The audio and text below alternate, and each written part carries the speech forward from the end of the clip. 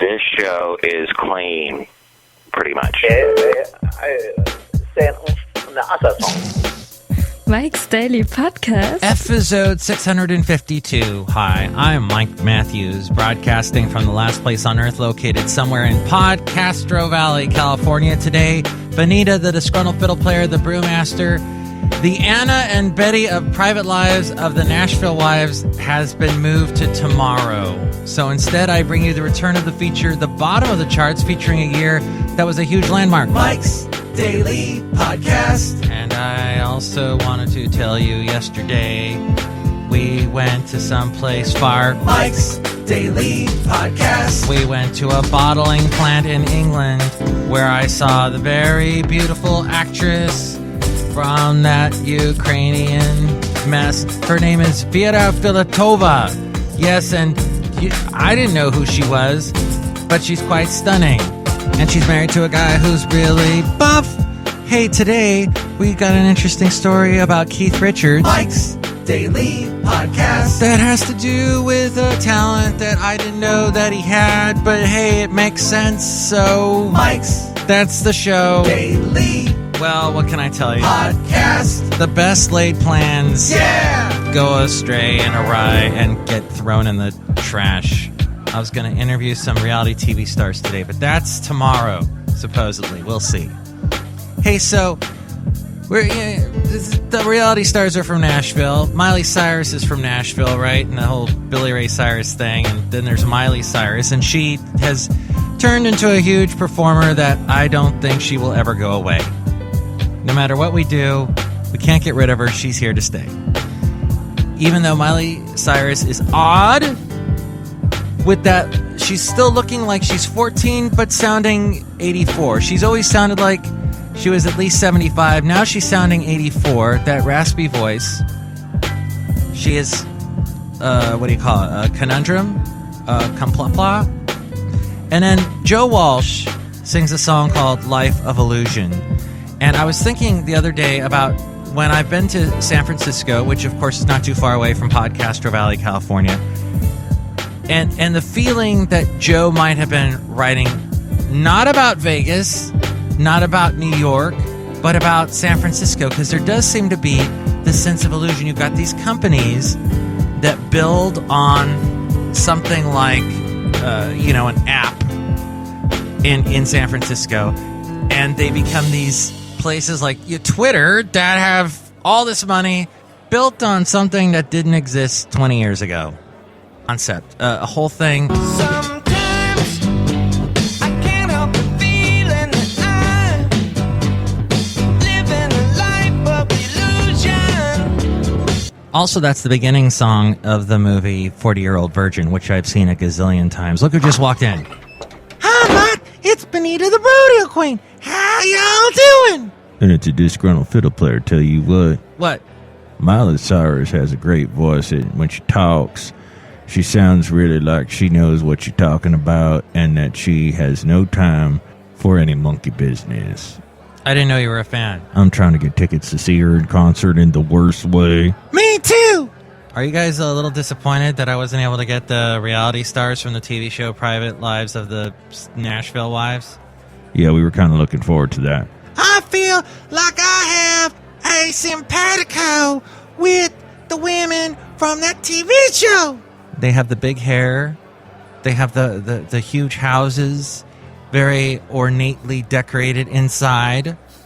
And there's a whole world, a whole life in Nashville. It's quite amazing, isn't it? Yeah. What are we talking about? I don't know. I think we should go to Nashville. Let's launch the last place on Earth. Pulling the root beer handle dispenser thing. And we're landing in Nashville. An abrupt landing. And yes, there's the Cumberland River. And Broadway. And Music Row. And look at all the people that are dressed so nice in Nashville. Kind of country, trashy, chic looking. It's awesome, isn't it? Mike, I don't like it here. I'd rather be hanging out with y'all. Well, you are hanging out with me. Yeah, but not here. Let's go anywhere else. Where do you suggest? I don't know. We can go to the Podcastro Village in Castro Valley, California, where they're making that new TJ Maxx. Yeah, they're building a TJ Maxx in Podcastro Valley, California. It's exciting because I have a return that I need to take back to TJ Maxx to get my this thing for my cell phone. It was like a shell, to keep it when you drop it on the ground, it doesn't blow up.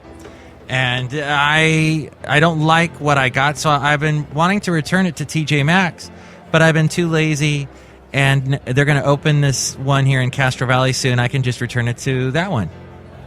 Mike, you have a complicated and bizarre life. That's true. Look who else just walked in. Hello there, Mike. I make the root beer. I'm the brewmaster. Brewmaster, did you notice we're in Nashville? Yeah, and I made a root beer to celebrate that fact. It's a Nashville root beer. Oh, what a great idea, making your artisanal root beer here in Nashville. People here in Nashville love that kind of thing. They love that they're foodies. It's almost like a San Francisco that people are just nuts about food and drink and root beer. Yeah. Actually, I lied about that. They don't give a crap about the root beer. Oh, man. Yeah, they're more into whiskey. So let's launch Last Place on Earth, and we're landing back in Podcastro Valley, California. Oh, that was a great trip. So Keith Richards, this is interesting. He has written a children's book, which it's about time. The Rolling Stone, who came to define the adults-only lifestyle of rock, has a deal with Little Brown Books for young readers for a picture story called Gus and Me, the story of my granddad and my first guitar, according to VancouverSun.com. They will come out with this book in the fall. It will include illustrations by Keith Richards' daughter, Theodora Richards. Barnaby Harris and Bill Shapiro are assisting with the writing. Oh, boy. Now, there's a movie in the making. Barnaby, Bill, and Keith. Will they be able to make a children's book by this fall? Go see this movie soon. Brought to you by BBC. There, the BBC creeps into my show again. Dang it. So, Gus in the story is Gus Dupree, Keith Richards' beloved musician grandfather.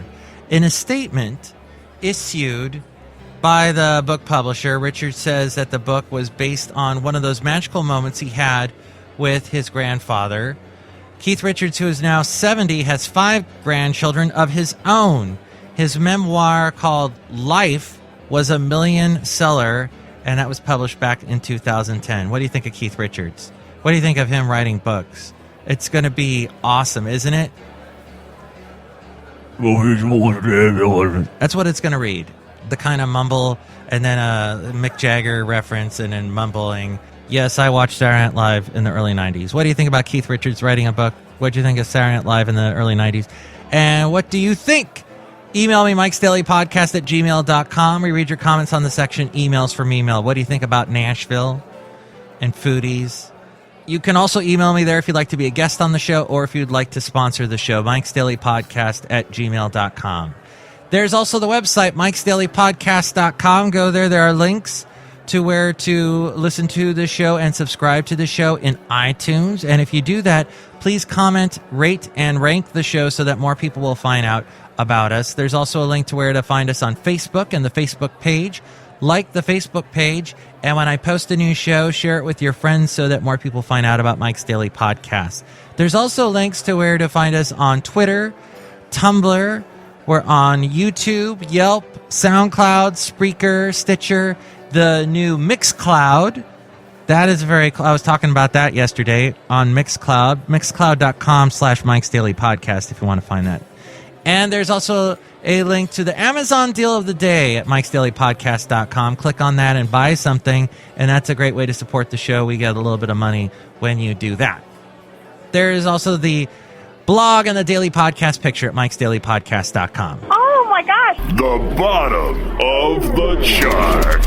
Pretty good goddamn songs that never made it on the radio because people didn't think they were worth it. But you know what? They come back up and people start playing them, and it's like, oh, where'd that come from? Yes, it's the bottom of the charts. Some people count down from number 10 to number 1.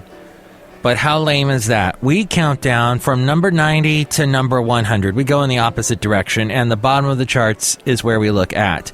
Because often, there are a lot of songs that don't get overplayed on the radio. Songs that we miss. Songs that we are like, what the heck? Why wasn't this one more popular? And as my voice becomes more and more like Casey Kasem, let's start the countdown. At number 90, from the year... Oh, what year are we going to do, Mike? We're going to do 1964. We're going to go 50 years back. 50 years ago. Half a century back in time. And at number 90 is this song by the group called The Ventures. And actually, I learned a word today. Contrafact. What's a contrafact? It is where you take a chord progression from another song and you put a new melody on top of it. And so what this song did was take another song called Softly as in a Morning Sunrise and put a new melody on top of it. And they created a song called Walk, Don't Run, The Ventures. And yeah, you're going to want to grab your surfboard.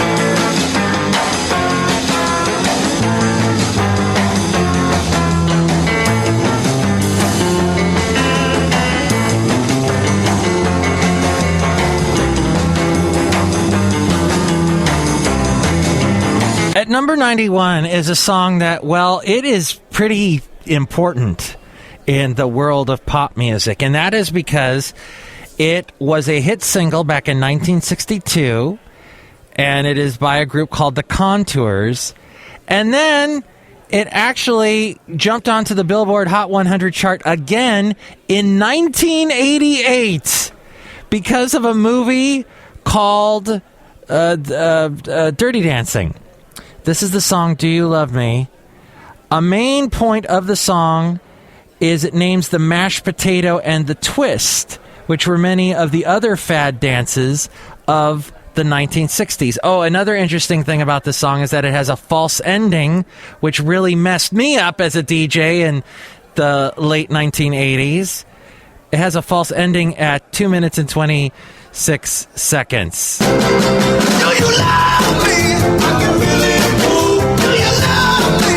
I'm in the groove. Do you love me? Do you love me? Now that I've been there. At number 92 is another song that had an interesting double life, and it's also another instrumental. A couple instrumentals here in this particular bottom of the charts. It's a song called Shangri-La, and it is performed by Maddie Malnick and Robert Maxwell. And it was a hit in the 1950s, went to number 11 in 1957 by a group called the Four Coins, and also the Letterman did it later in 1969. It went to number 64 on the charts. But here is Robert Maxwell's version of the song Shangri-La.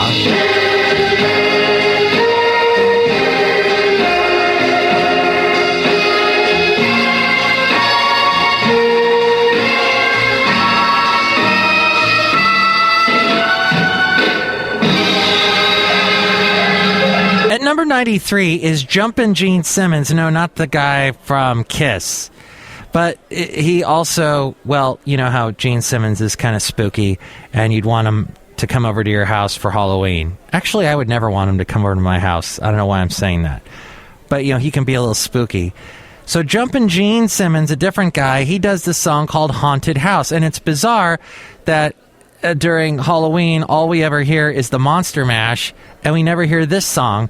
But in at number 93, it is Haunted House, Jumpin' Gene Simmons. Bells started ringing and chains rattled out. I knew I'd moved in a haunted house. At number 94 is a song called Steal Away. No, it's not the Robert Dupree song, Why Don't We Steal Away Into the Night. It's a different one. It's by Jimmy Hughes. I know it's late.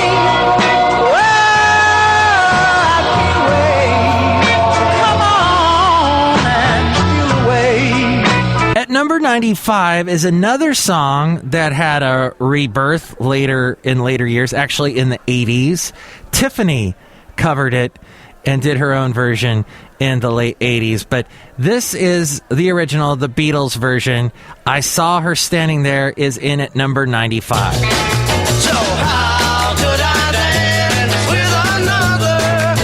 Oh, and I saw her standing there. Number 96 is someone who lived till actually just a couple of years ago, 2012, he passed away. Andy Williams, who I used to see on TV all the time when I was a kid. Here he is with A Fool Never Learns at number 96. A fool never learns. Some girls' love is just a game, and some girls treat all fools the same. A fool never learns, and I'm gonna do a very foolish thing. So at number 97, it's really just amazing to see how truly popular the Beatles were at this time in 1964.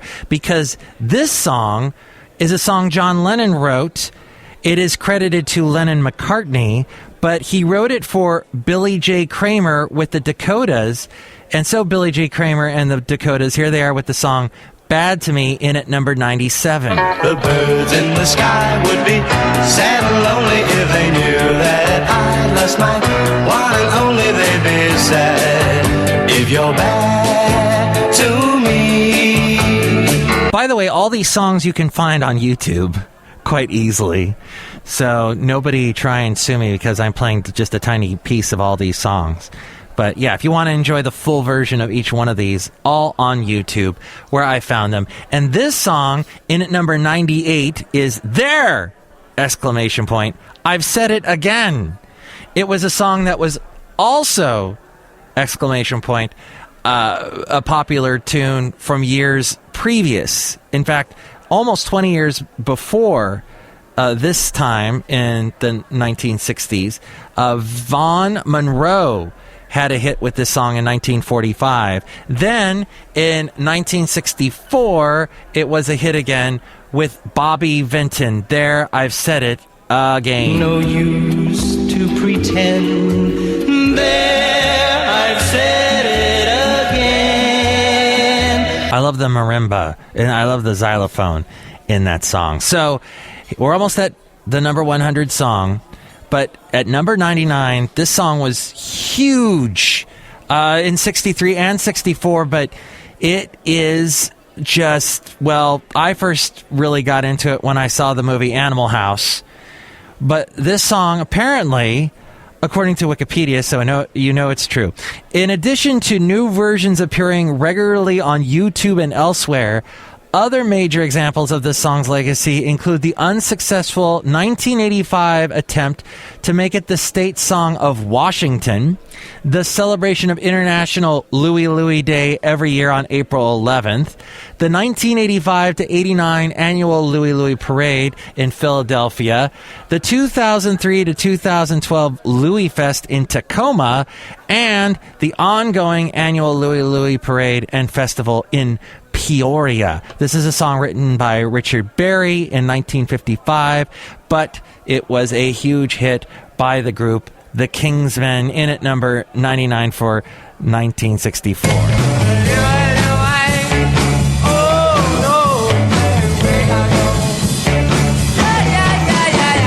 And of course, you know that song was really infamous because of the lyrics, and the censors thought that they were saying some bad words in there, so the song got censored.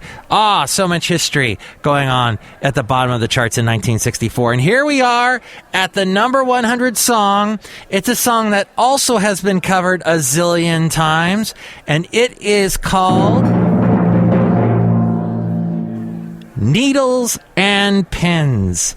A song written by Jack Nietzsche and Sonny Bono, yes, of Sonny and Cher, and the former senator who, well, he's former because he's no longer with us. But in his autobiography, Sonny Bono states that he sang along with Nietzsche's guitar playing, thus creating both the tune and the lyrics, being guided by the chord progressions. It was originally recorded by Jackie DeShannon. Other hit versions of the song were recorded by Cher. There you go, Sonny and Cher. Cher did it. Tom Petty and the Heartbreakers did it with Stevie Nicks. Also Gary Lewis and the Playboys, the Turtles, And the Ramones all did it. It was a number one hit in France when it was recorded in French by Petula Clark, entitled La Nuit N'en Finit Plus. This show is clean, pretty much. Mike's Daily Podcast. Effizode 652. Hi, I'm Mike Matthews, broadcasting from the last place on Earth located somewhere in Podcastro Valley, California. Today, Benita, the Disgruntled Fiddle Player, the Brewmaster, the Anna and Betty of Private Lives of the Nashville Wives has been moved to tomorrow. So instead, I bring you the return of the feature, the bottom of the charts, featuring a year that was a huge landmark. Mike's Daily Podcast. And I also wanted to tell you yesterday, we went to someplace far. Mike's Daily Podcast. We went to a bottling plant in England where I saw the very beautiful actress from that Ukrainian mess. Her name is Vera Filatova. Yes, and I didn't know who she was, but she's quite stunning. And she's married to a guy who's really buff. Hey, today we got an interesting story about Keith Richards. Mike's Daily Podcast. That has to do with a talent that I didn't know that he had, but hey, it makes sense, so Mike's. That's the show. Daily. Well, what can I tell you? Podcast. The best laid plans go astray and awry and get thrown in the trash. I was going to interview some reality TV stars today, but that's tomorrow, supposedly. We'll see. Hey, so the reality stars are from Nashville. Miley Cyrus is from Nashville, right? And the whole Billy Ray Cyrus thing. And then there's Miley Cyrus, and she has turned into a huge performer that I don't think she will ever go away. No matter what we do, we can't get rid of her. She's here to stay. Even though Miley Cyrus is odd with that, she's still looking like she's 14, but sounding 84. She's always sounded like she was at least 75. Now she's sounding 84. That raspy voice. She is... what's wrong with that song? It's a fun little Joe Walsh tune. He wrote some interesting songs in the 70s and early 80s, you know? Yeah, well, I guess. Tomorrow we will bring you, hopefully, that interview with Ana Margarita Fernandez and Betty Malo, the twins from the TV show Private Lives of Nashville Wives on TNT Mondays at 11 p.m., 10 p.m. Central. Look at me, I sound like a TV guide. We will also hear from the wonderful Madame Rootabega, Valentino, and Bison Bentley. Mike, I think I made a root beer that the people in Nashville were like, let's go back. No, we're not going to go back to Nashville. What did you put in the root beer? Whiskey. Yeah. No, they're going to like that root beer. Mike's Daily Podcast is written and produced and performed by Mike Matthews. His podcast is super easy to find. Download or listen to his show and read his blog at mikesdailypodcast.com. Email Mike now at mikesdailypodcast@gmail.com. See you tomorrow. Bye. I said we got to